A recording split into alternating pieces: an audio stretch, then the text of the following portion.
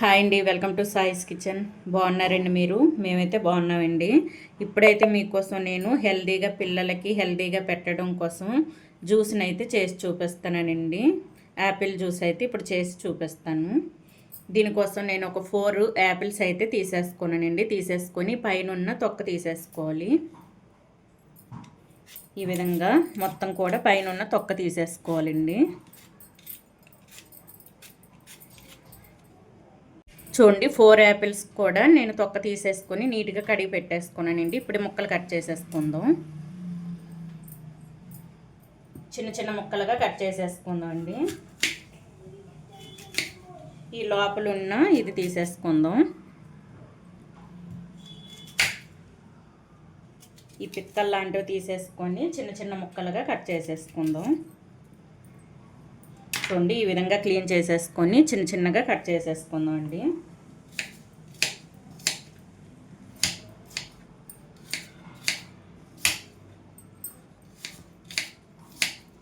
ఈ విధంగా మొత్తం కూడా చేసి చూపిస్తానండి.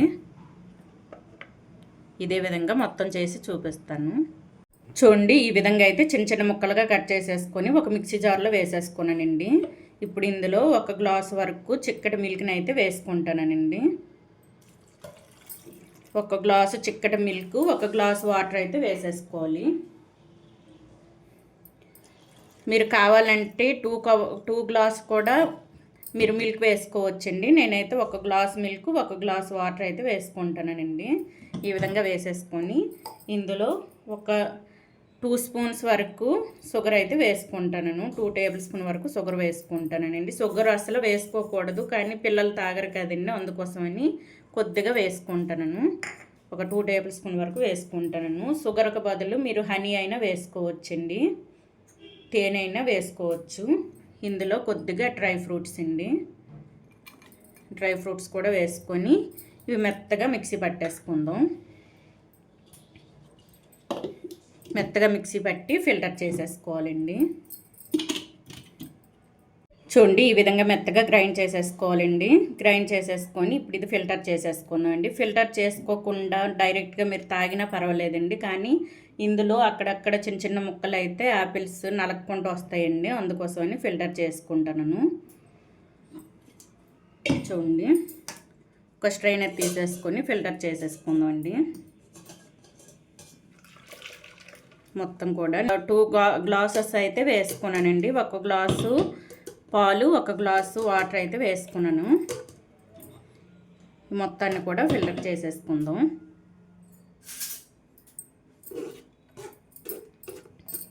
చూడండి, ఈ విధంగా అయితే ఫిల్టర్ చేసేసుకోవాలండి పూర్తిగా.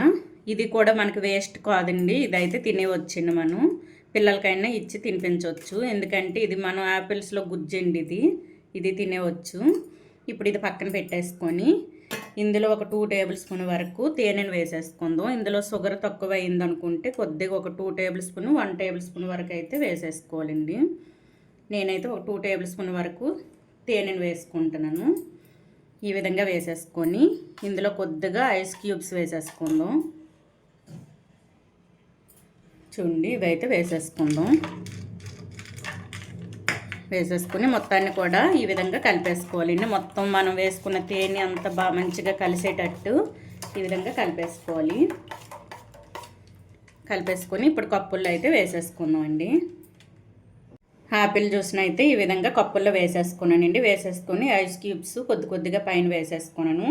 ఇంకొద్దిగా గార్నిష్ కోసం కొద్దిగా ఇగుండి బాదం సన్నగా తురిమేసుకొని ఈ విధంగా స్లైసెస్గా ఇవి కూడా పెట్టేసుకుందాం.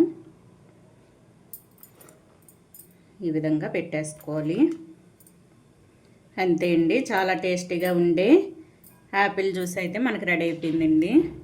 ఈ విధంగా ఎండ నుంచి వచ్చేటప్పుడు ఈ విధంగా చల్లగా తాగితే బాగుంటుందండి, హెల్త్కి కూడా చాలా మంచిది. పిల్లలకైతే ఈ విధంగా చేసిస్తుండండి. యాపిల్స్ తినమంటే తినరు కదండి, అందుకోసమని ఈ విధంగా జ్యూస్ చేసి అయితే పిల్లలకి ఇస్తుండండి. చాలా హెల్తీ అండి ఇది. ఈ విధంగా అయితే చేసేసుకోండి.